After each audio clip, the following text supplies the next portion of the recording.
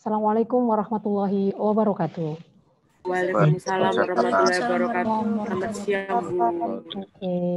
Selamat datang kami sampaikan pada peserta webinar Biologi SMA Trimurti Surabaya, baik itu peserta didik kelas 11 maupun peserta didik kelas 10 dan 12 SMA Trimurti Surabaya, dan kami sampaikan juga terima kasih atas partisipan dari peserta umum, baik itu dari universitas maupun dari lembaga khusus yang lainnya.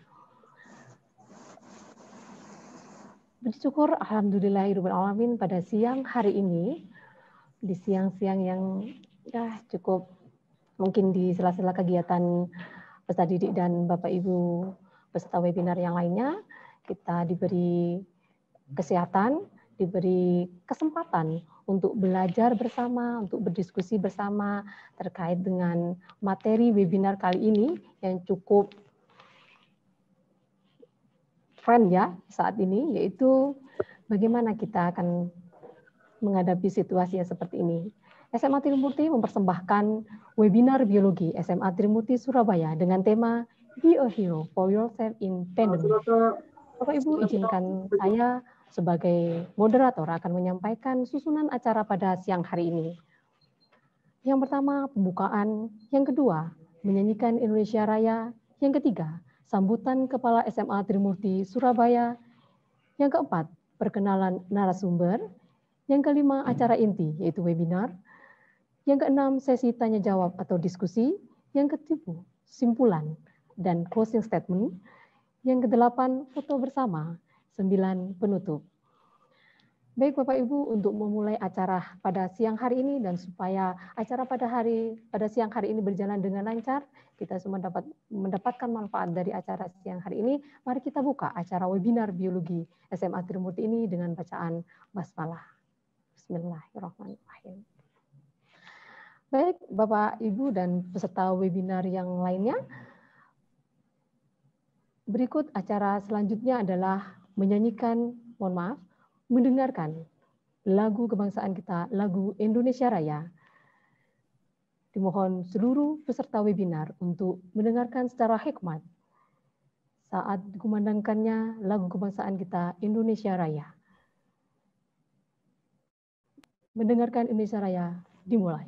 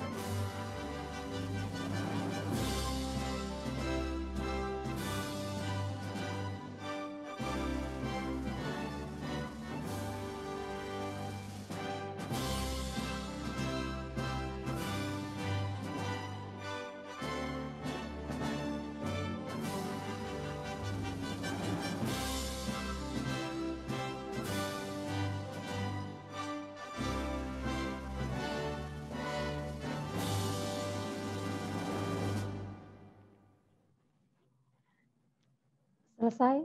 Terima kasih kami ucapkan untuk seluruh peserta webinar Biologi SMA Trimurti. Acara berikutnya adalah sambutan Kepala SMA Trimurti Surabaya kepada Bapak Syarif Andri Setiawan, Sarjana Komputer. Dipersilahkan. Baik, terima kasih untuk kesempatannya. Selamat siang. Assalamualaikum warahmatullahi wabarakatuh. Salam sejahtera. Waalaikumsalam warahmatullahi wabarakatuh. Baik, salam sejahtera untuk kita semua. Terima kasih untuk kehadiran semua peserta kepada acara ini. Kemudian terima kasih untuk Bapak Arif selaku narasumber kita yang bersedia untuk hadir di acara ini. Kami menyampaikan apresiasi yang sebesar-besarnya. Kemudian juga untuk anak-anakku ya yang ada di rumah, terima kasih sudah menyempatkan waktu kalian untuk menghadiri acara ini, acara yang cukup penting dan akan banyak memberi manfaat pada kita semua ini. Kemudian untuk seluruh peserta umum yang sudah hadir di sini juga saya ucapkan selamat datang dan terima kasih untuk menghadiri kegiatan webinar yang diselenggarakan SMA Trimurti ini. Mengapa kita selalu mengangkat tema tentang COVID-19 ini, yang saya rasa sudah beritanya juga sudah bukan baru lagi ya, kalian sudah hidup di dalam eranya. Nah ini mungkin saya bisa sedikit menyampaikan berapa pentingnya kita membangun wawasan tentang COVID ini. Dengan izinkan dengan saya membagi sebuah ilustrasi. Minta tolong di share multi share.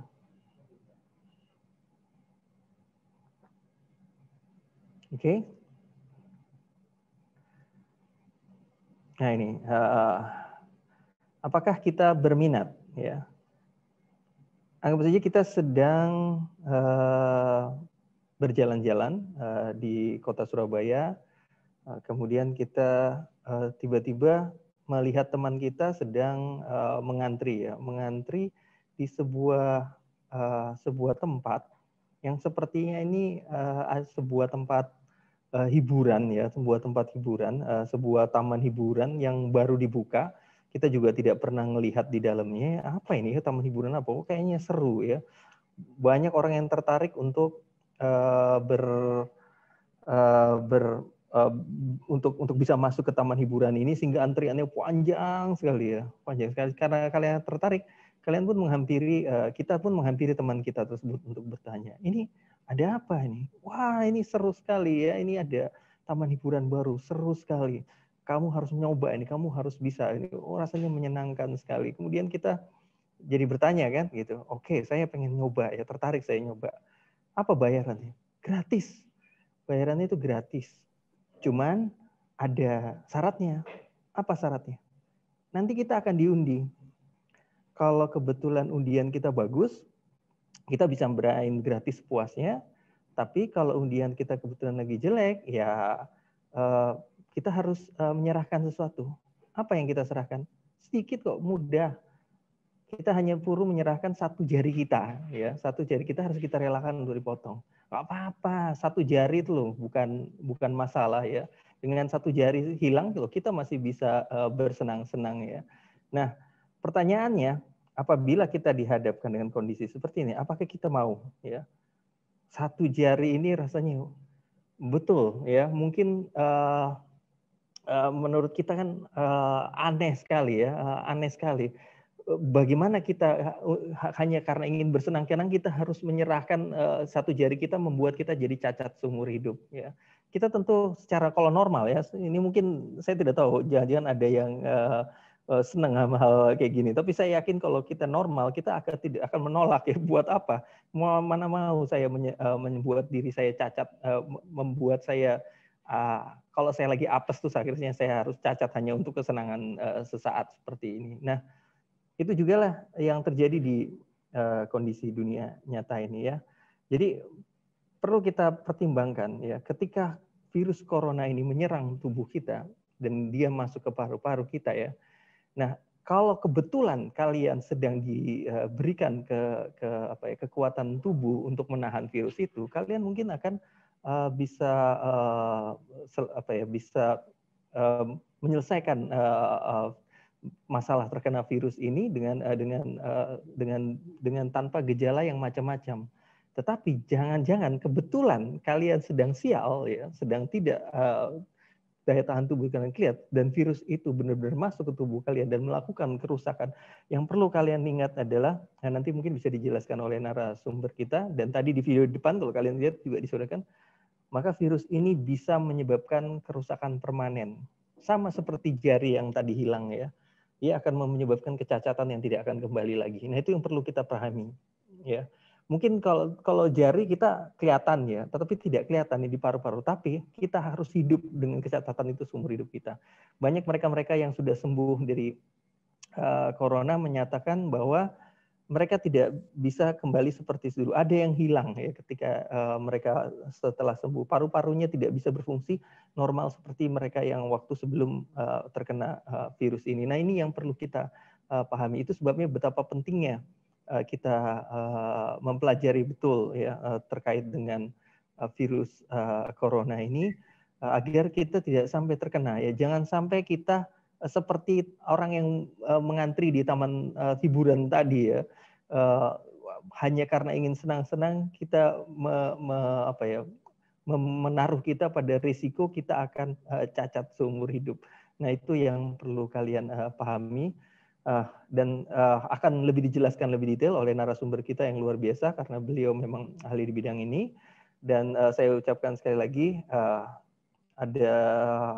saya berharap mudah-mudahan acara hari ini benar-benar bisa memberi manfaat untuk kita semua dan kalian bisa mendapatkan wawasan yang seluas-luasnya terkait dengan COVID-19 ini secara khusus, dan untuk secara umum adalah tentang kesehatan dan bagaimana daya tahan tubuh itu bekerja. Kurang lebih demikian.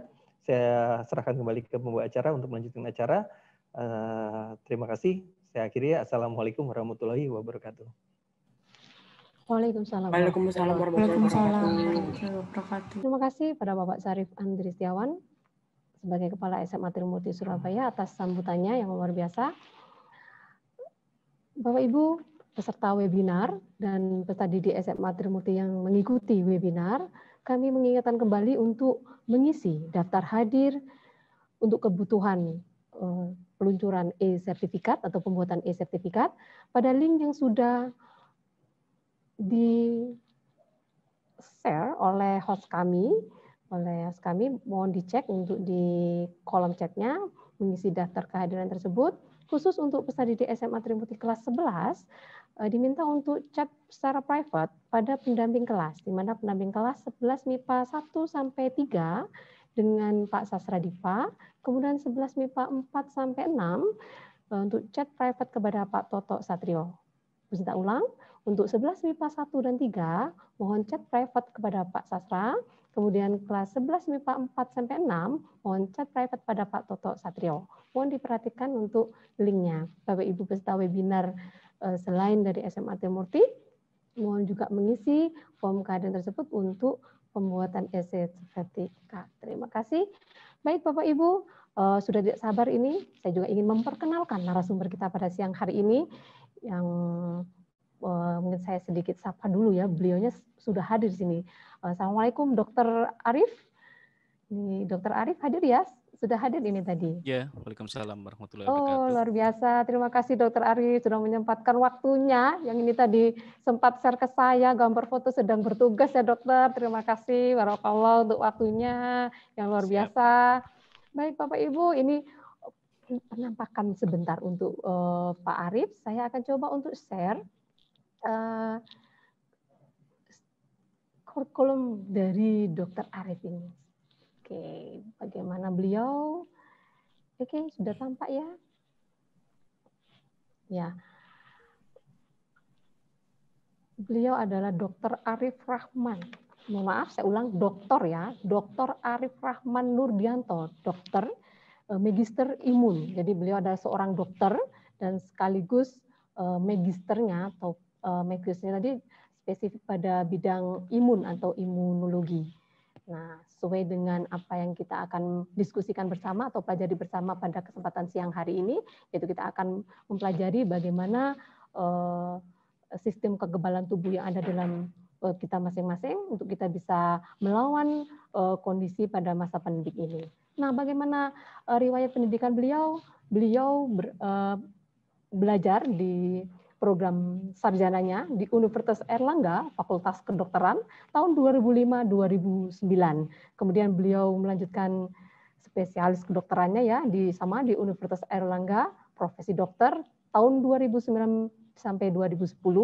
Kemudian beliau melanjutkan mengambil pasca sarjana dari Magister of Immunologi Universitas Airlangga, mengambil Magister Imun tahun 2012-2015.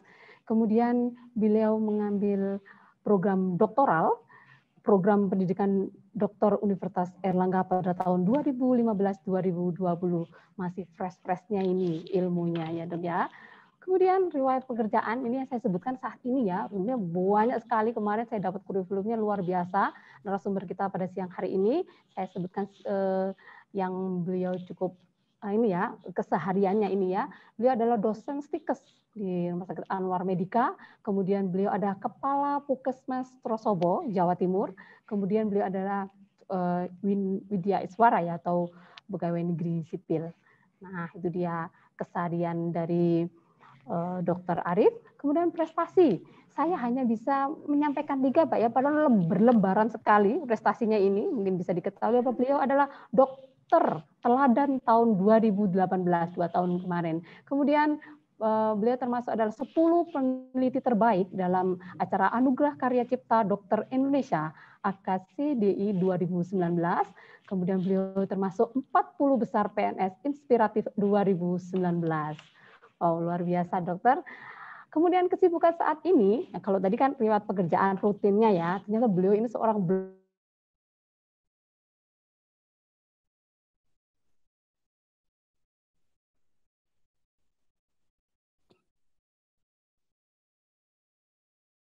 adalah narasumber talk show dalam bidang kesehatan. Tepat sekali pada siang hari ini kita akan ditemani beliau, belajar bersama dengan beliau, belajar bersama terkait dengan apa sih apa yang harus kita lakukan. Kita harus mengenal diri kita, khususnya adalah sistem antibodi yang ada di dalam tubuh kita, supaya kita bisa menjadi pahlawan untuk diri kita sendiri, dan tidak merepotkan orang lain, kita bisa menjaga diri kita sendiri. Baik, seperti itu kurikulum vitae dari narasumber kita pada siang hari ini. Saya cukup penasaran apa saja yang akan kita dapatkan materinya. Kepada Dr. Arif Rahman Nurdianto, Dokter Magister Imun, waktu kami persilakan untuk memaparkan materi pada siang hari. Monggo dokter, kami persilahkan. Ya, terima kasih Mbak. Minta tolong untuk di-share mungkin materinya. Baik, terima kasih. Ya. Selamat siang. Assalamualaikum warahmatullahi wabarakatuh. Salam kenal untuk semuanya. Ya, selamat siang untuk Bapak Kepala Sekolah. Kemudian selamat siang untuk Bu Sinta. Saya juga baru tahu Bu Sinta live hari ini juga. Oh iya Pak. Pak Syarif juga baru tahu hari ini untuk langsung live. Selamat siang untuk semua adik-adikku ya yang di sini. Semoga semuanya bisa, mungkin ada yang ingin jadi dokter juga seperti saya. Semoga adik-adik juga bisa lebih berprestasi daripada saya. Saya ini masih belum jadi apa-apa, Dek ya. Seperti itu. Jadi hari ini kita berbincang santai, kita belajar bersama, kita saling berbagi informasi. Jadi kita santai aja, nanti kalau misalkan ada pertanyaan, kita bisa tanya jawab di belakang. Langsung aja untuk menghemat waktu. Ya, jadi topik hari ini, karena saya diminta untuk mengisi ini ya, be a hero for yourself in this pandemic COVID-19. Jadi saat ini memang kita lagi pada kondisi yang gimana ya, paling down-downnya negara kita ya. Saat ini juga saya sedang rapat mengenai penanganan COVID-19 di Kabupaten Sidoarjo. Jadi peningkatan kasus ini memang masih sangat tinggi sekali, bahkan sampai detik ini kami di Sidoarjo juga masih banyak masalah yang masih belum terselesaikan untuk COVID-19 ini. Jadi kita bisa lihat ya, lanjut slide. Kita bisa lihat tadi slide. Kasus saat ini semalam kami dapatkan, saya buka di Worldometer ya, di sana kasus konfirmasi positif per pukul 20.17 semalam itu di dunia masih sekitar 35 juta. Jadi hampir 35,7 juta. Sembuhnya masih 26 juta. Kita sempat lihat dulu ya, ada yang mengatakan bahwa COVID-19 ini nggak seberbahaya SARS yang dulu. seberbahaya MERS-CoV yang dulu, tidak seberbahaya H5N1, H1N1. Waktu itu memang kasus kematian kita masih rendah karena ini kan emerging disease ya. Jadi emerging disease itu new emerging disease itu penyakit yang baru muncul di dunia, sebelumnya itu tidak ada. Atau bahkan ini memang kasus yang dulunya itu ada virus tapi sudah bermutasi. Jadi corona itu memang sudah lama ada, cuma dia memiliki struktur RNA yang baru sehingga sekarang strain-nya lebih ganas lagi. Kemudian kita lihat juga kasus di Indonesia yang saya dapatkan dari PEOK ya. Adik-adik bisa lihat datanya, setiap slide saya ada sumbernya atau source, adik-adik bisa lihat ya. Di PEOK itu nanti di Kementerian Kesehatan per 6 Oktober tadi malam, kasus konfirmasi positifnya sejumlah 300 ribuan, kemudian sembuhnya 236 ribu, dan kasus meninggal masih juga sangat tinggi, sekitar 11.374, bahkan di Sidoarjo juga, dan Surabaya khususnya, itu kasusnya juga masih banyak.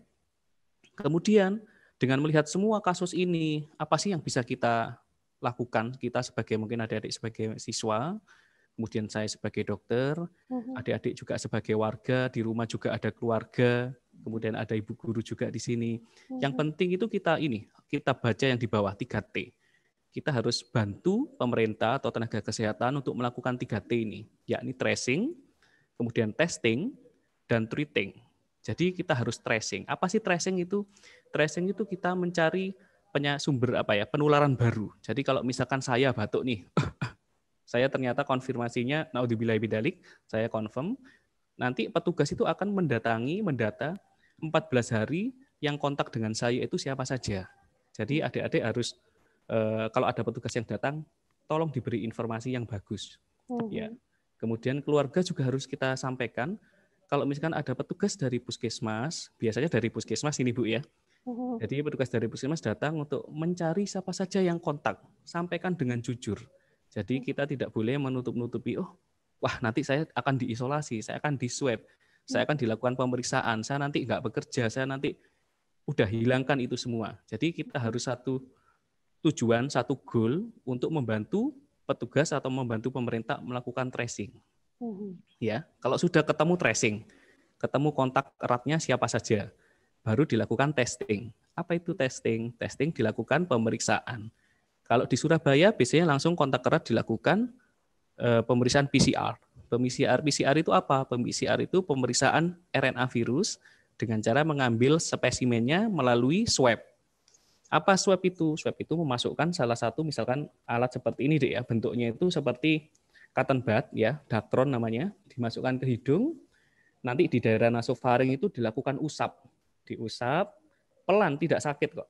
Pelan, kanan kiri, kemudian ada yang di nasofaring, kemudian dilakukan pemeriksaan RNA virusnya. Sambil minum ya.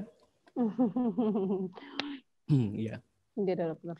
Ya, setelah itu kalau misalkan sudah positif nih, harus dilakukan apa? Yang pertama, biasanya kita lihat dulu, kita gradasi pasiennya tersebut termasuk dalam asimptomatik atau simptomatik.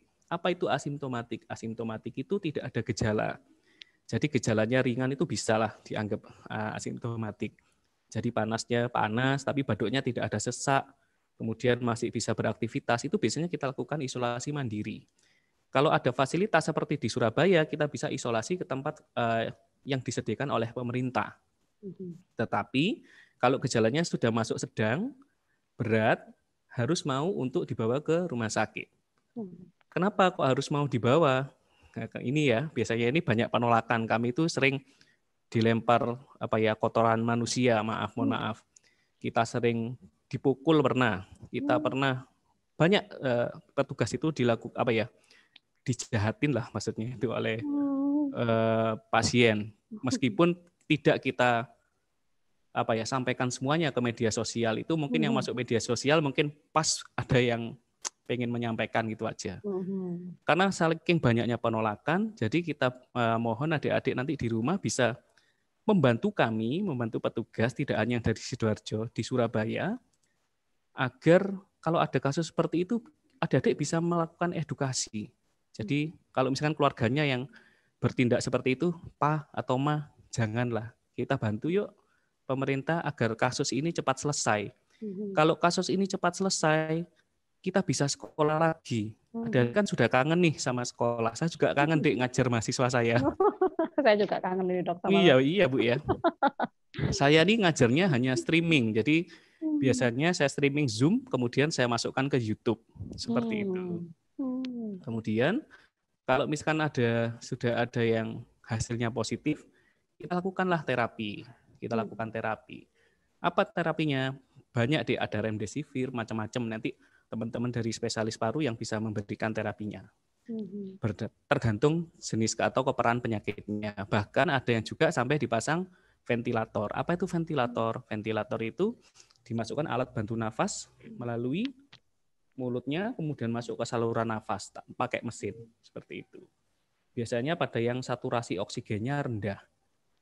Apa itu saturasi oksigen? Saturasi oksigen itu oksigen yang terlalu di aliran arteri kita, yang ada di jaringan kita. Seperti itu. Nanti kita lihat, kok bisa ya saturasinya rendah? Seperti itu ya.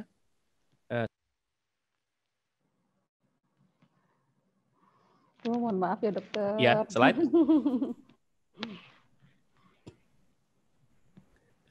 Slide dulu. Oke. Ya. Pertama kita belajar dulu mengenai struktur SARS-CoV-2 ini. Jadi ada yang namanya struktur mayor dan struktur minor ya. Jadi ada yang mayor struktur itu termasuk protein S. Adik-adik kan di biologi bisa lihat di sana ada spike protein, jadi protein S. Itu nanti yang menentukan bagaimana virus itu bisa masuk ke tubuh atau ke sel kita. Sebentar Bu ya. Agak tenggorokan agak kering. Oke, monggo dokter. Iya, beliau ini menyempatkan waktunya. Jadi monggo. Kemudian ada lagi yang namanya membran protein. Jadi adik-adik di sini sebenarnya sudah tahu ya materi-materi tentang sel, tentang virus atau virion ya. Jadi di struktur tubuh SARS-CoV ini ada yang namanya S protein, M protein, dan E protein. Envelope. Envelope itu strukturnya kecil sekali. Dan struktur-struktur ini, protein S, M, E ini adalah salah satu struktur yang nanti akan menjadi bakal untuk mencari vaksin. Jadi vaksin itu kalau bisa memicu sel tubuh kita, sel tubuh yang memproduksi antibodi, dan sel tubuh yang namanya memory cell itu agar bisa mengeluarkan antibodi yang bisa mengenali protein S, protein M, dan protein E. Seperti itu ya. Jadi ini dasar kita belajar untuk vaksin. Jadi antigen atau antigen dari virus yang namanya protein S, M, dan E ini memiliki kekhasan molekul yang tersendiri. Jadi antara virus A, B, C, D itu beda-beda. Antara SARS-CoV-1, SARS-CoV-2, MERS-CoV itu memiliki bentuk yang berbeda-beda dan struktur antigennya itu berbeda-beda. Kemudian ada lagi yang namanya non-struktural protein atau namanya NS protein. Jadi NS protein itu fungsinya apa? Fungsinya banyak sekali, tidak bisa saya jelaskan di sini karena NS-nya itu ada NS1, NS2 sampai NS13 macam-macam ya. Kemudian di dalamnya itu sendiri nanti ada struktur dari genomnya, ada RNA genom, di mana SARS-CoV ini kan bukan DNA virus tapi RNA virus. Jadi dia single stranded virus ya. Lanjut. Ini nanti adik bisa baca di Gama et al. Di Clinical Microbiology Revision tahun 2020. Ya ini asal mulanya. SARS-CoV-2 itu dari dulu itu sudah ada. Jadi coronavirus itu dari dulu sudah ada. Dan awalnya kita tahu tahun 2002 itu ada SARS ya. Itu yang cukup heboh juga. Kemudian ada siklus lagi 10 tahun jadilah MERS-CoV. MERS-CoV itu kalau nggak salah waktu itu di Timur Tengah. Middle East Respiratory Syndrome. Nah, itu juga banyak yang meninggal saat itu. Kemudian 7 tahun lagi adalah tahun 2019 COVID-19. Jadi kemungkinan selama virus itu memiliki siklus tersendiri. Jadi ada siklus tahunan mungkin ya, saya belum tahu juga. Tapi di sana virus itu memiliki sifat antigenic shift maupun antigenic drift. Jadi dia itu sangat gampang sekali untuk melakukan mutasi dan bisa untuk berkembang itu luar biasa cepatnya. Jadi tidak mungkin juga kalau saat ini atau 1 tahun ke depan, meskipun vaksinnya sudah ada, dia sudah bisa bermutasi dan menciptakan struktur DNA atau RNA yang baru. Sehingga kalau misalkan sudah ada vaksin, apakah kita harus santai-santai, leha-leha? Enggak juga, enggak bisa seperti itu. Jadi adik-adik tetap meskipun vaksin nanti sudah ada, adik-adik harus tetap jaga jarak, ya, tetap harus jaga hygiene ya, PHBS ya, perilaku hidup bersih dan sehat itu harus wajib seperti itu. Dan entah nanti ada lagi kapan 2020X ada virus baru lagi lah. Pengalaman di 2019 ini kita lakukan, kita pakai untuk berpijak sehingga kita bisa menyikapi kalau ada misalkan wabah virus baru, kita sudah siap. Seperti itu. Dan kita harus mempersiapkannya dari kapan? Dari mulai detik ini saat saya berbicara dengan adik-adik ya. Seperti itu. Yuk slide. Jadi gini, rute transmisi dari SARS-CoV ini, jadi penyakit ini awalnya kan diduga dari kelelawar ya. Jadi itu yang namanya zoonotic disease. Jadi penyakit yang ditularkan dari hewan ke manusia awalnya. Kemudian setelah itu ada penularan dari human to human. Karena itu kehebatan dari virus ya. Nanti adik-adik kalau misalkan tertarik saat sekolah nanti bisa ambil jurusan S2 virologi. Jadi di Surabaya sudah ada jurusan virologi di UNER atau di imunologi. Tapi kalau yang khusus di virologi. Jadi kalau ada adik batuk itu ya jebres gitu. Itu pasti ada droplet. Nah, di droplet itu nanti apa saja? Droplet itu sekitar antara 5 sampai 50 mikron ya. Kalau kalian bersin kemudian ada AC seperti saya di sini di ruangan full AC, tidak dia nyebar di sini. Terhirup, setelah terhirup virus itu akan masuk ke dalam sel melalui reseptor-reseptornya tadi. Dengan perantara protein M tadi, protein S tadi, ya, protein E tadi. Dia akan masuk sel, berkembang biak di sana, ya sudah.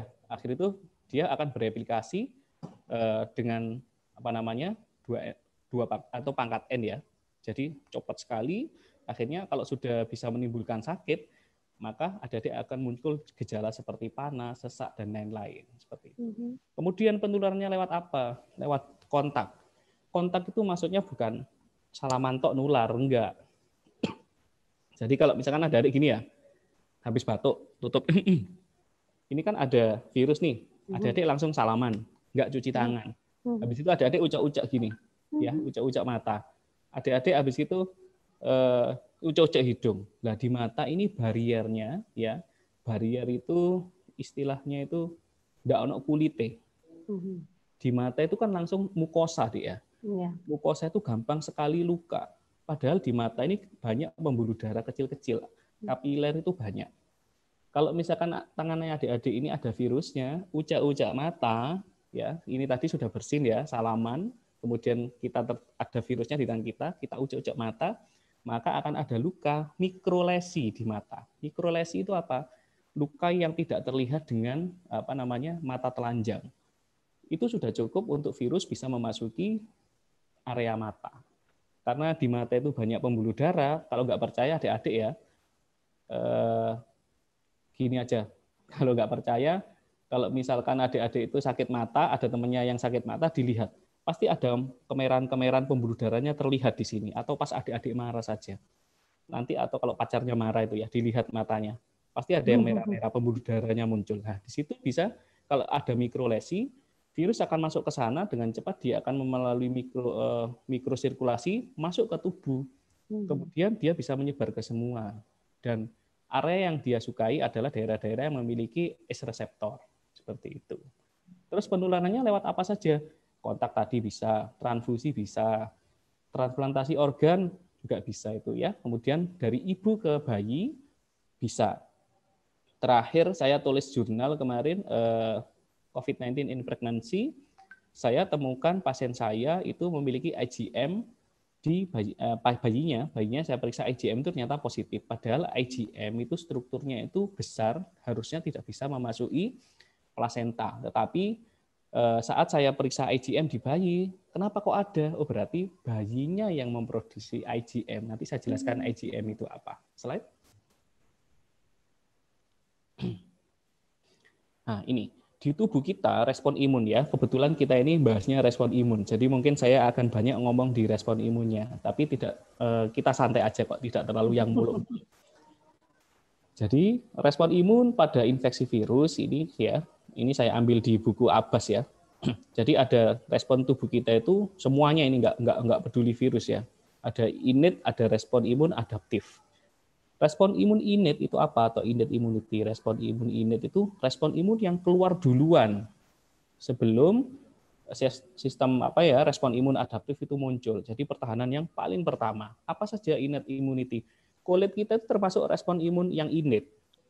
Air mata kita itu respon imun innate, ya, memiliki innate immunity-nya. Kalau di air mata apa? Adik-adik bisa tahu. Di air mata itu ada sekretori imunoglobulin A. Ya, jadi di mata itu sebenarnya sudah disiapkan oleh Allah, itu sudah punya antibodi. Antibodinya apa? Sekretori imunoglobulin A. Akan tetapi antibodi tersebut tidak spesifik. Jadi kalau ada misalkan ada virus ya, ini sopo. Benar nggak ya? Harus tak hancurkan nggak ya? Seperti itu. Kurang spesifik. Tetapi masih bisa membantu kalau ada infeksi masuk. Kemudian masih ada FNS ini interferon ya, tipe 1. Kemudian masih ada natural killer. Jadi kalau ada virus masuk, yang namanya tubuh kita itu sudah diciptakan Allah natural killer cell ya, atau NK cell. NK cell nanti akan datang langsung masuk menuju ke virus, virusnya dihancurkan.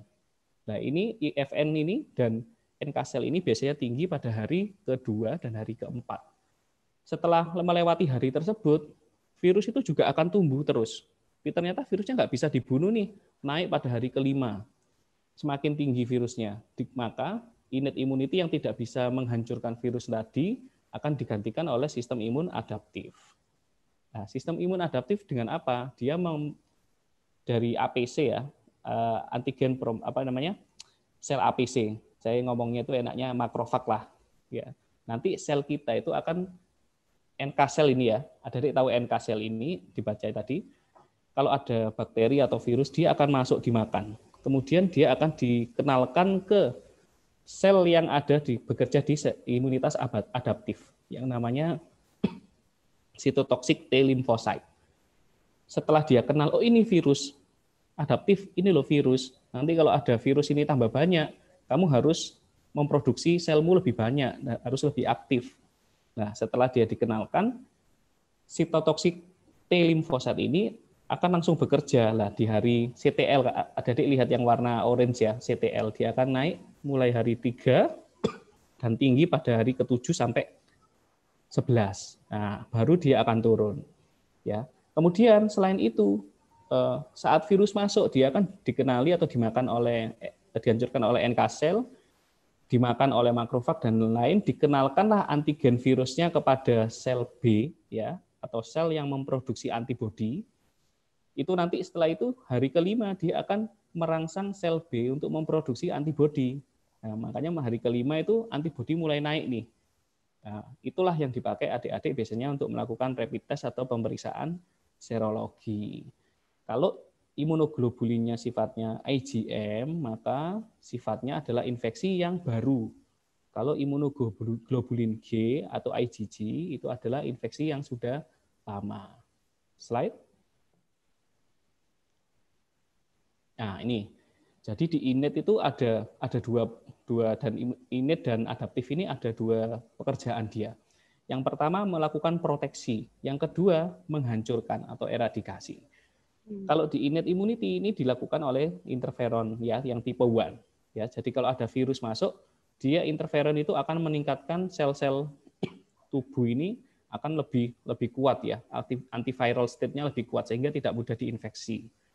Kalau sudah terinfeksi virusnya, maka innate immunity akan memanggil NK cell. NK cell, aku udah diinfeksi nih. Wah, siap. Dia langsung akan datang, dia akan mengenali. Ibaratnya nih, dia akan diterawang. Oh iya, ada virus di dalam tubuhnya. Iya, aku ada virusnya. Maka NK cell akan datang, mengenalinya, dihancurkanlah virusnya tadi. Dikeluarkanlah granzim-granzim yang bisa menghancurkan sel yang terinfeksi tadi, atau infected cell. Kemudian, masih terinfeksi, virusnya masih banyak, dia sudah menyebar di mana-mana. Bekerjalah sel imunitas adaptif. Ya, Sel imunitas adaptif tadi, saya bilang tadi ada proteksi. Dari mana? Dari sel B yang dirangsang untuk menghasilkan antibodi. Jadi kalau sel B itu hari kelima sudah terbentuk antibodi, dia akan mengeluarkan imunoglobulinnya, imunoglobulin M dan imunoglobulin G. Imunoglobulin nanti akan dilepas sehingga imunoglobulin itu ibaratnya sesuatu yang memiliki lengan, ya. Dia akan memegang antigen dari virusnya, dipegang gini. Setelah itu dia akan dikenalkan ke sel yang lain atau ke komplement sehingga dihancurkan. Seperti itu gampangannya. Jadi ada ADCC namanya, antibody dependent cell cytotoxicity, ya. Kemudian ada lagi kalau proteksinya tidak mempan nih. Ya, kalau yang virus yang dipegang antibodi tadi kan tidak bisa bergerak nih, nggak bisa menginfeksi sel. Ternyata masih ada banyak lagi, antibodinya masih sedikit. Dia virusnya masih banyak, ternyata virus yang lain masukin sel. Wah, kalau sudah masuk sel, antibodi tidak bisa dong membunuh. Nggak bisa. Tak panggil. Yang namanya CD8+ CTL, ya CD8+ cytotoxic T lymphocyte. Akhirnya dia datang tuh dengan kemampuannya untuk mengenali antigennya, diperiksa lagi, dipegang lagi. Ada virusnya. Nah, baru sama CD8 CTL tadi dihancurkanlah sel yang terinfeksi virus tadi. Virusnya di luar ditangkap lagi oleh antibodi dan lain-lain seperti itu, ya. Itu ceritanya, Dek. Jadi nanti kalau adik-adik mau membahas ini lagi, mungkin bisa request ke channel YouTube saya, nanti saya isi lagi ya. Oke, siap. Nanti saya yang request ini, Dok. Oke, siap. Lanjut. Oke. Waktunya berapa menit, Ibu? Kurang 5 menit, Dok. Banyak ya? Saya keasikan ini. Ini ceritanya dia masuk di sel ya. Dia masuk di sel, bereplikasi, kemudian dia bisa menimbulkan, ini reseptornya namanya ACE itu reseptor yang paling dia sukai. Jadi kalau ada sel yang mengekspresikan ACE reseptor itu, dia akan gampang masuk. Slide. Slide lagi. Biasanya ACE reseptor tadi ada di saluran nafas, Dik. Sebelumnya, Bu. Nah, ini kenapa kok orang COVID-19 itu sesek? Ini saya gampang aja ya. Ini di alveoli. Alveoli itu sel yang ada di organ ya. Organ paru itu nanti ada bronkus, bronchiolus, alveolus, alveoli yang kecil-kecil ya. Itu nanti kalau terinfeksi COVID-19 ini akan keluar cairannya. Sel itu akan dipaksa untuk memproduksi cairan. Sel-sel neutrofil itu akan datang. Akhirnya ya ini, kamu lihat ya, yang sehat itu yang kosong, alveolar space-nya kosong. Jadi oksigen itu gampang sekali keluar masuk. Ini saya nggak jelaskan lebih detail ya, karena menghabiskan waktu nanti. Kemudian, kalau orang yang terinfeksi COVID itu keisi cairannya. Paru-parunya terisi cairannya. Lah kalau terisi cairan gini kan nggak bisa masuk nih. Oksigen nggak bisa berdifusi, tidak bisa keluar masuk di paru, sehingga tubuh kekurangan oksigen bisa menimbulkan kematian, gagal metabolisme, seperti itu. Jadi COVID-19 itu bisa memicu vascular leakage. Vascular leakage itu pembuluh darah itu gampang bocor ya, yang di paru. Memicu koagulasi. Makanya orang dengan COVID-19 ini terkadang ada seperti serangan jantung meninggal ya. Itu penyebabnya. Kemudian D-dimernya tinggi, inflamasi. Jadi terkadang panas, sesek, tiba-tiba sesek, nggak sempat dipasang ventilator, sudah meninggal. Itulah bahayanya COVID-19 dan masih banyak sekali bahaya yang harus adik-adik ketahui sebenarnya. Tetapi untuk saat ini sampai segini dulu. Jadi nanti bisa disampaikan ke orang tuanya. Slide. Transmisinya bisa langsung ya, wahing, wasing gitu, bersin ya. Bahasa orang sini kan wahing ya. Jarak 1-2 meter. Makanya adik-adik harus jaga jarak sekitar 1-2 meter ya. Melalui droplet ya. Kalau habis bersin ya cuci tangan, habis megang cairan tubuh cuci tangan, Dik ya. Jangan langsung sentuh mata, hidung, mulut tanpa cuci tangan. Slide. Kemudian adik-adik ini transmisi via airborne. Zaman dulu WHO bilang, enggak bisa itu. Dia bukan airborne. Ternyata seiring dengan berjalannya waktu, penelitian itu akan selalu terus berjalan. Jadi kalau misalkan di rumah itu AC tapi enggak ada exhaust-nya, nanti bisa dipikirkan lagi, disampaikan ke orang tuanya harus diberi exhaust agar sirkulasi itu bisa jalan. Meskipun di sekolah Bu Sinta ya. Ya, baik. Seperti itu. Kemudian harus diperhatikan arah anginnya, kipasnya kemana. kemudian tempat duduknya seperti apa. Karena kalau penyebaran via airborne ini banyak terdapat di daerah-daerah mall atau daerah-daerah tempat makan yang pemakai AC. Seperti itu. Ini ada di jurnal Clinical Infectious Disease tahun 2020. Slide. Kemudian gejala COVID, nah, yang paling banyak demam, ini hampir 90%. Batuk kering, batuk berdahak, batuk mengeluarkan darah. Apalagi sesak. Kenapa kok sesak? Adik-adik bisa lihat patofisiologinya tadi bahwa di di paru alveolusnya itu banyak cairan, jadi pertukaran oksigen itu susah. Akhirnya sesak nafas muncul. Nyeri tenggorokan, ya, nyeri kepala, nyeri otot, itu bisa. Kenapa kok bisa nyeri? Adik-adik tadi bisa lihat di slide-nya, kalau infeksi itu menimbulkan inflamasi. Inflamasi berarti ada pelebaran pembuluh darah. Kalau pelebaran pembuluh darah, kemudian TNF-alfa keluar, sitokin-sitokin yang menimbulkan nyeri itu keluar, maka nyeri akan keluar semuanya. Kalau infeksinya banyak, virusnya banyak di tenggorokan, dia pasti nyeri tenggorokannya, kepalanya nyeri, nyeri otot, ya. Kemudian ada yang khas, gangguan di nervus olfactorius, jadi indera penciumannya itu hilang. Kemudian nggak bisa mengecap, nggak rasane ya. Kemudian mual muntah, nyeri perut, mencret, ya, sama lemas. Slide. Gejala pada organ lain, kalau pada otak, ya saya sebutkan tadi kan bisa memicu D-dimer tinggi dan lain-lain, itu bisa menimbulkan stroke, kejang, di mata konjungtivitis, gangguan di hidung, tidak bisa membau, anosmia itu. Kalau di jantung bisa gangguan pembekuan darah, serangan jantung, kemudian di liver bisa meningkatkan enzim hati, SGOT, SGPT-nya, diare, ya, gagal ginjal atau acute kidney injury, ya, di situ ada AKI. Kemudian kalau di saraf itu GBS, kesadaran menurun, halusinasi, kejang, itu banyak sekali gangguan dari COVID-19. Slide. Definisi kasus. Jadi saat ini kalau dulu ada ODP, PDP sama pasien itu ya, sekarang ganti. Jadi suspek, probable, terkonfirmasi. Suspek itu siapa? Adik bisa baca, individu yang batuk-batuk, kemudian sesak, kemudian nggak jelas dia itu dapat dari mana, ya. Zaman dulu suspek ini dikatakan sebagai PDP. Kemudian ada probable. Probable itu apa? Jadi orang yang batuk pilek, ya, kemudian gambarannya seperti orang COVID, gejalanya yang tadi, tapi tidak ada hasil PCR-nya. Kalau terkonfirmasi, itu yang sudah dilakukan swab, hasilnya positif. Bisa ada gejala maupun tidak. Slide.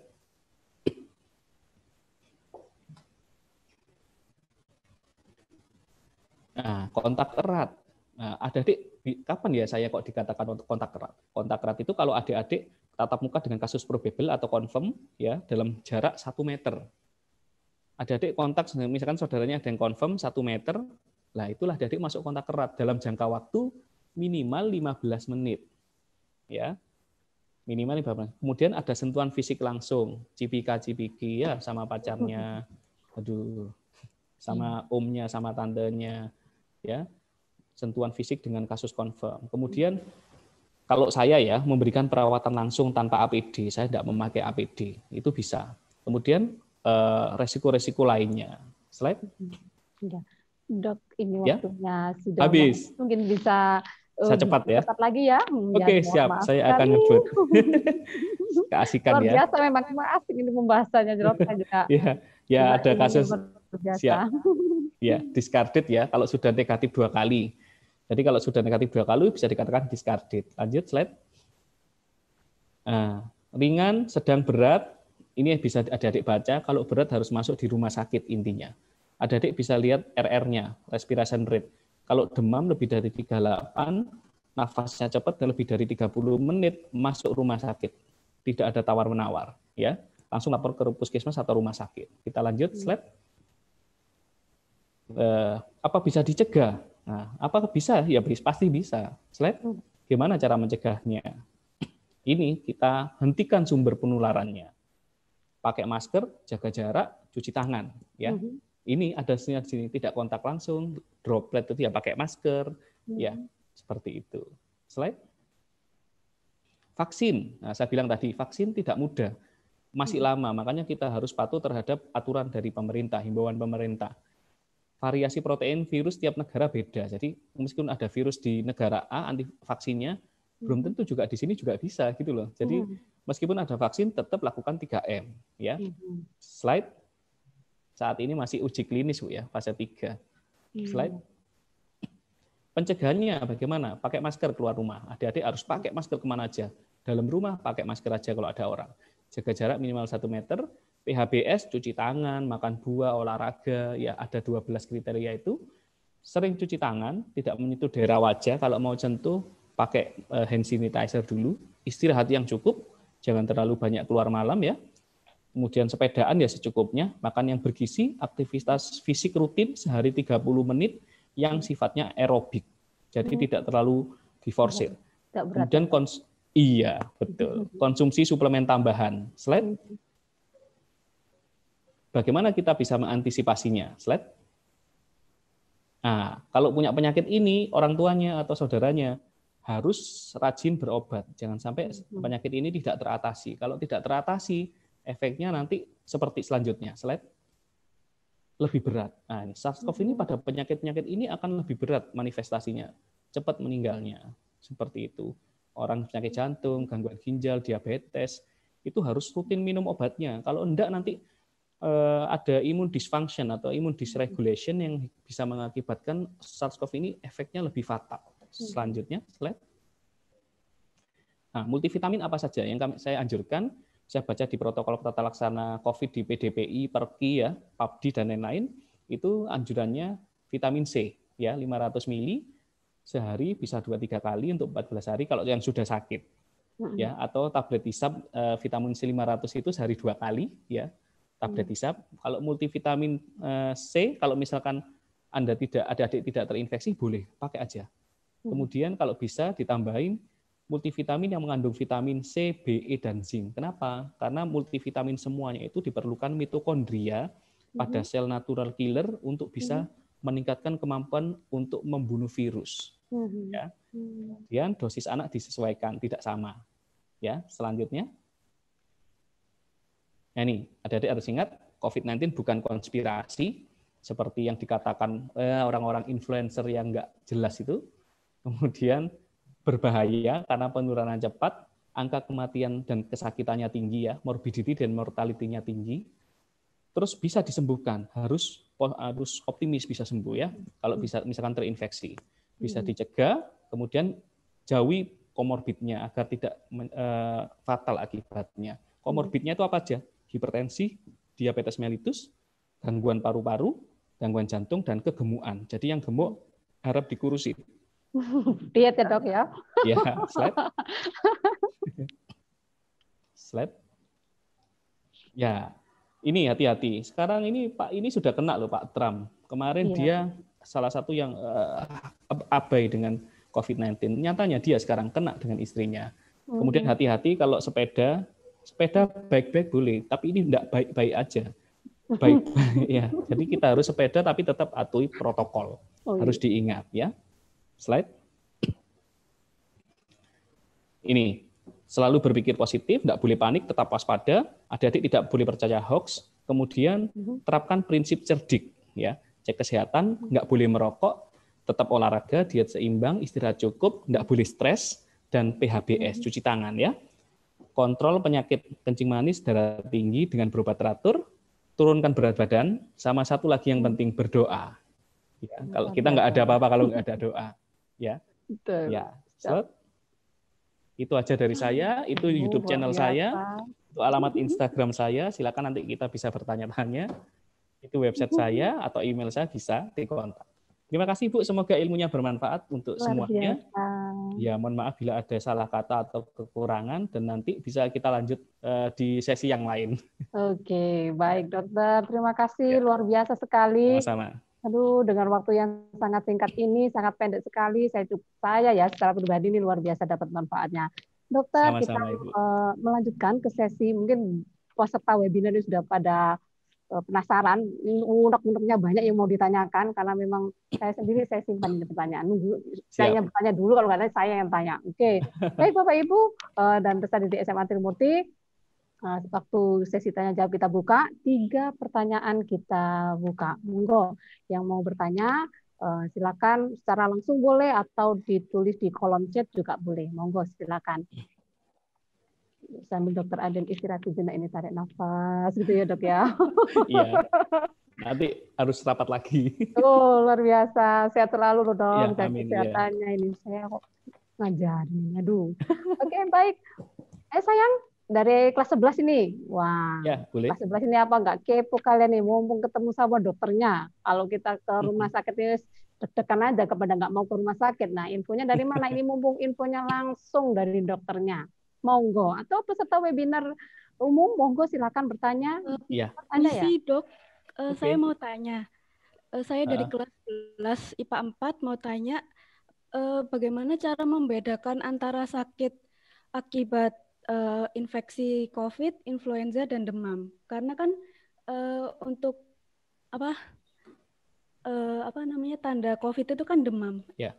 Cara membedakannya gimana? Ya, makasih Dek ya. Dek siapa namanya? Saila, namanya bagus ya. Ya. Boleh Bu, langsung saya jawab? Oke, monggo langsung awal dok. Siap Bu. Langsung dijawab langsung. Jadi untuk membedakannya, adik-adik harus datang ke fasilitas kesehatan yang terdekat. Jadi ada kriteria-kriteria yang sudah masuk dalam SOP kami Dek, dari Kementerian Kesehatan. Jadi gejala-gejala apa saja nanti ada screening, ada scoring. Setelah misalkan ada masuk scoring, misalkan ada riwayat perjalanan, ada riwayat kontak, kemudian ada gejala yang mengarah ke COVID-19, adik-adik akan dilakukan pemeriksaan laboratorium. Tergantung vaskesnya. Kalau vaskesnya misalkan hanya bisa melakukan rapid, dilakukan rapid dulu. Jadi tidak semua vaskes atau semua daerah itu memiliki fasilitas PCR. Jadi kalau misalkan adik-adik bekerja sakitnya di Trenggalek, ya jangan mengharap langsung di PCR. Kalau adik-adik ada di Surabaya, ya nggak di rapid, langsung di PCR. Dan untuk menentukan diagnosa pastinya itu dengan PCR tadi. Dan urutan genom dari RNA virus COVID-19 ini berbeda dengan virus corona yang lain. Jadi kalau misalkan sudah diperiksa di PCR dan template-nya itu sama seperti COVID-19, maka mesin itu akan membaca sebagai ya ini COVID-19. Kalau misalkan tidak mengarah ke COVID-19, kita bisa lihat differential diagnosis yang lain atau diagnosa sekunder yang lain, misalkan typhoid fever, misalkan penyakit common cold yang lain, kemudian difteri atau penyakit yang bisa menimbulkan demam yang lain. Karena semua penyakit itu bisa menimbulkan demam. Kenapa? Karena semua penyakit itu memicu inflamasi seperti itu. Tapi pada COVID-19 ini khas sekali. Kemudian biasanya ada kontak erat, itu Ibu. Oke. Baik, Bapak, ada pertanyaan dari kolom chat yang saya bisa bacakan. Oke, boleh. Dari Ibu Wuriati Irianin, ini dari peserta umum ya. Terima kasih Bu Wuriati, akan saya sampaikan. Jika pembuluh darah terisi cairan pasien bisa mengalami efusi pleural di jaringan paru. Jika pembuluh darah terisi cairan pasien bisa mengalami efusi pleural pleural di jaringan paru. Oh, efusi pleura.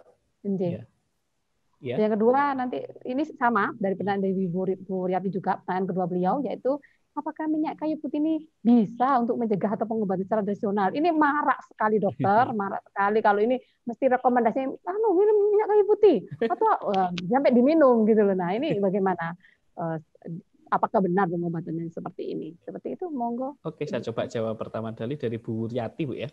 Jadi apa sih efusi pleura? Efusi pleura itu keluarnya cairan ya.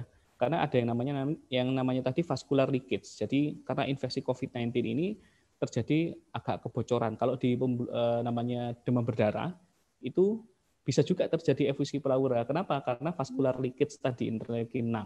Jadi antara di paru-parunya itu terisi cairan, Bu. Jadi harusnya cairan itu tidak masuk ke sana, dia masuk ke sana cairannya. Akhirnya orang yang di daerah terjadi efusi pleura itu akan merasakan sesak. Harusnya kan dia nggak ada isinya air tuh.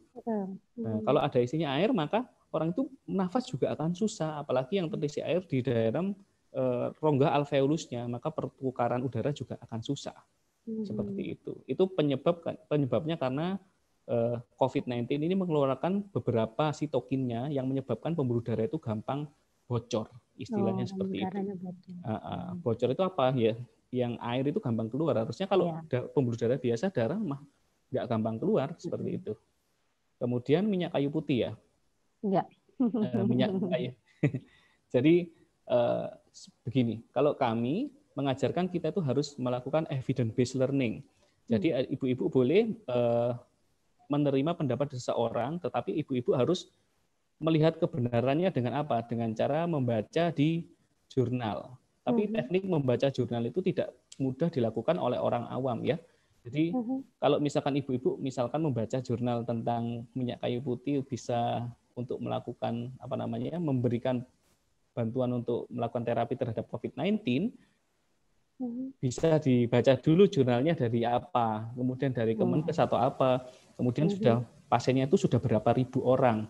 Cara penelitiannya sudah in vitro atau in vivo. Jadi kalau in vitro itu, in vivo itu baru in vitro itu masih misalkan ada cawan Petri, kasihlah minyak kayu putih, cawannya ada ada virusnya, mati. Oh ternyata menghambat replikasi. Tetapi penelitian itu harus bertahap kan Bu ya. Jadi dari in vitro ke hewan baru ke human. Nah itu harus ada tahapannya seperti itu. Kalau misalkan saya bilang bisa enggak ya kayu putih itu bisa melakukan digunakan untuk terapi. Silahkan kalau ibu percaya dan ibu bisa ada sugesti tersendiri bisa, oh saya bisa pakai ini. Enggak apa-apa, dipakai aja ibu. Selagi tidak toksik untuk tubuhnya ibu seperti itu. Tetapi harus juga ibu harus baca-baca jurnal. Nanti saya baca jurnalnya lagi. Tapi beberapa pengalaman dari teman saya yang terinfeksi COVID-19 biasanya dihirup Bu. Itu ada yang saya enggak tahu itu sugesti atau tidak, tetapi itu harus dibuktikan lagi secara ilmiah seperti itu. Oke, Pak. Iya. Saya khawatirnya itu kalau nggak ada jurnalnya atau penelitiannya itu kita minum kita malah keracunan gitu. Betul, iya. Nah, jadi itu kan Dok ya, karena obat itu harus ada dosisnya per miligram per kilogram berat badan dari tubuh manusia itu harus ada dosisnya. Oke, baik. Ya. Baik Ibu Winati, semoga bisa menjawab pemaparan dan jawaban dari Dr. Arif. Satu lagi pertanyaan masih boleh ya? Boleh. Pertanyaan satu. Ayo monggo. Satu lagi. Saya Bu. Oke, silakan. Siapa ini? Laki tadi nih. Saya dari 11 MIPA 6. Siapa sayang namanya? Kevin Bu. Kevin. Ananda Kevin. Oke sayang silakan. Tapi maaf pertanyaan saya agak menyimpang dari pembahasan yang tadi. Oke, apa ini? Apakah data COVID di Surabaya selama ini valid, Dok? Yang katanya Surabaya zona hitam. Ini sudah pengen zona hijau, Dok, supaya bisa segera ke sekolah, Dok. Ya kan, Kevin ya? Sama, bisa juga kan sama kamu, Kevin. Gitu. Bagaimana ini, Dok, tentang data-data yang kita dapatnya itu simpang siur, ada yang menyatakan sudah orange, ada yang udah merah ini gitu. Bagaimana kita menanggapi itu? Iya, terima kasih Bu Sinta, terima kasih Mas Kevin. Jadi kalau saya kan ini Mas Kevin, kalau saya itu ini saya Sidoarjo ya. Kalau saya di tim Sidoarjo, jadi kalau kami di Sidoarjo memang zonanya zona orange. Jadi ada kriteria epidemiologi kita untuk menentukan kita itu masuk zona apa. Tetapi Dek Kevin itu bisa lihat zona itu dari mana? Dari data di FEOC. Dari FEOC. Adik lihat di Kemenkes. Data-data yang ada di sana itu insya Allah sudah valid. Kemudian kalau misalkan kenapa kok ada yang bilang itu nggak valid, nah itu harus adik-adik tahu karena pemeriksaan PCR kita itu tidak langsung jadi jebret gitu, nggak bisa seperti di luar negeri. Kalau misalkan kita itu mungkin masih banyak, mungkin juga karena COVID-19 ini seperti fenomena gunung es, ya. Ibaratnya itu kalau kita itu kalau dibandingkan dengan Amerika ya, kita pemeriksaannya itu masih jauh sekali. Kalau misalkan adik-adik langsung diperiksa sak Surabaya atau sak Sidoarjo atau sak Indonesia, ya mungkin kita bisa nambah banyak sekali. Apalagi orang-orang zaman sekarang ini, Dek Kevin, itu ngopi wis enake dhewe ya. Mau ke mall ya enaknya, nggak pakai masker ya. Kita lihat aja sekarang sepedaan banyak sekali. Kalau misalkan zona saat ini valid atau tidak, saya yakin pasti valid karena saya juga dari orang kesehatan juga dan dari pemerintah. Karena buat apa kami menutup-nutupi data itu ya juga buat apa? Jadi nggak ada gunanya.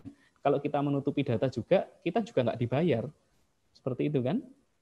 Jadi kalau misalkan kalau mau periksa semua orang itu juga ada biaya, Dek. Jadi di pemerintah itu ada namanya anggaran ya, rencana anggaran belanja itu. Jadi kalau misalkan semua uangnya mau dilakukan untuk dialokasikan untuk pemeriksaan semua orang Surabaya atau Sidoarjo, ya bangkrut ya Bu ya.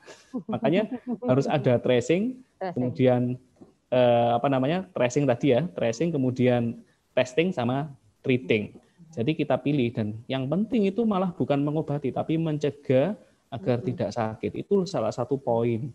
Kalau masalah zona hitam atau tidak, kalau di Surabaya, Sidoarjo itu mah daerah penularan yang sangat banyak ya memang, dan kita sudah nggak harus lihat itu zona apa ya, hijau kayak orange kayak merah kayak tetap 3M pakai. Tapi data pasti valid. Saya yakin teman-teman dari Dinas Kesehatan Kota Surabaya dan Kesehatan Provinsi di Surabaya juga tempatnya dan Sidoarjo itu sangat valid sekali memberikan data seperti itu.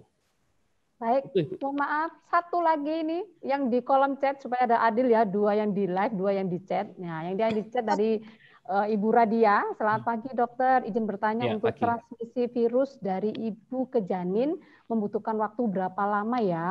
Kemudian dan jika ibu yang terkena baru mengandung usia 1-3 bulan, bagaimana cara melihat bahwa janinnya juga terinfeksi? Serta bagaimana pengobatannya? Terima kasih banyak, Monggo dokter. Aduh, 3 pertanyaan ini. Ini pertanyaan yang terakhir ini kayak baca jurnal ini. Jadi ya, terima kasih Bu Radia. Jadi butuh berapa lama? Jadi pada manusia itu kita tidak bisa memprediksi, Bu. Jadi bisa enggak dari ibu yang terinfeksi menularkan ke bayinya? Ya, ada kemungkinan untuk bisa, karena virus itu juga memiliki kepintaran untuk menembus blood placental barrier. Bisa-bisa aja. Buktinya apa? Buktinya pasien saya yang kapan hari itu dilakukan swab juga ada, dan beberapa di negara lain ya. Dan penelitiannya memang belum cukup banyak ya, Bu. Penelitian ini belum cukup banyak. Pada ibu yang mengandung kemudian dilakukan seksio sesarea, kemudian dilakukan pemeriksaan PCR pada bayinya, ada juga yang ditemukan COVID-19 pada bayinya. Kalau yang kasus saya kemarin yang saya tulis di jurnal itu, ibunya terinfeksi, confirm, kemudian bayinya saya periksa imunoglobulin M sama IgM karena untuk melakukan pemeriksaan swab untuk bayi kan susah. Ya, kita tahu hidungnya sekecil itu, wong gedenya segitu ya susah. Jadi saya lakukan pemeriksaan IgM dan IgG. Kalau IgM harusnya itu dia tidak bisa masuk di dalam menembus plasental atau plasenta dari bayinya, tetapi pada bayi tersebut dilakukan pemeriksaan IgM ternyata ada. Ya, ada kemungkinan virus itu sudah bisa menginfeksi di sana. Seperti itu. Tetapi harus ada penelitian-penelitian yang lain dan yang lebih banyak lagi. Karena kita tahu bahwa penyakit ini kan penyakit baru, Bu. Jadi Bu Radia ya. Jadi karena penyakit baru, jadi kita masih banyak belajar dari penyakit ini. Mungkin sesuatu yang saat ini tidak mungkin itu di kemudian hari itu bisa jadi mungkin. Seperti itu. Seperti kita zaman dulu ya, enggak bisa pakai masker itu biasa aja, nggak usah pakai masker bedah. Sekarang pakai masker bedah. Kalau yang dulu dibilang, nggak bisa itu menularkannya kan nggak airborne. Sekarang airborne. Karena pengetahuan itu berjalan, Bu, dengan seiring waktu. Zaman dulu nggak ada pesawat terbang, sekarang sudah ada. Seperti itu. Terus apa lagi, Bu ya? Bagaimana cara melihat terinfeksi? Ya, melihatnya terinfeksinya. Terakhir kalau di bayi. Ya. Itu susah, Bu, kalau di kandungan harus melakukan pemeriksaan yang di dalam janinnya agak susah. Teknologi saat ini masih belum ada. Seperti itu. Baik. Luar biasa. Terima kasih dokter, Bapak, Ibu, dan peserta didik yang lainnya. Kami mohon maaf, waktu sudah habis. Untuk di kolom chat yang belum sempat terbacakan, mungkin nanti bisa ini ya ke YouTube-nya Dokter Arif, boleh ya, nanti chat di sana aja Bapak Ibu ya. Mohon maaf sekali waktu sudah habis. Terima kasih banyak dokter. Sama-sama. Bisa memberikan closing statement terakhir untuk kami apa yang kami lakukan ini. Ya, terakhirnya dari dokter. Pesan dari kami, tolong kita menjadi pahlawan untuk diri sendiri sebelum menjadi pahlawan untuk orang lain. Jadi kita harus patuh terhadap semua protokol kesehatan. Bersama mari kita berantas COVID-19 dengan menjaga jarak, memakai masker, dan rajin mencuci tangan. Kemudian kita bantu para petugas untuk melakukan 3T, tracing, kemudian testing, dan treating. Jangan pernah menghambat petugas kesehatan, karena kami itu tulus dengan sepenuh hati untuk membantu semuanya. Tidak ada niat sedikit pun dari kami untuk menguruk kepentingan sedikit pun dari pandemi ini. Dan semoga pandemi COVID-19 ini bisa segera berlalu, sehingga seluruh dunia bisa kembali seperti semula. Seperti itu. Terima kasih. Ya. Baik, terima kasih dokter. Amin. Semuanya ini Bapak Ibu, dan peserta didik dan Bapak Arif, terima kasih banyak, luar biasa. Mungkin sebelum kita tutup acara ini, kita bisa berfoto bersama. Mungkin bisa menyalakan audionya semuanya untuk para peserta didik SMA Trimurti ataupun peserta umum. Monggo bisa dipasang ya muka dan senyumnya yang paling indah. Ya, dari pihak usahakan merekam atau memfoto kita bersama. Ya. Dalam waktu 1 detik kita bisa, mohon maaf kok 1 detik, 10 detik ya kita bisa tahan senyum kita. Mulai yuk.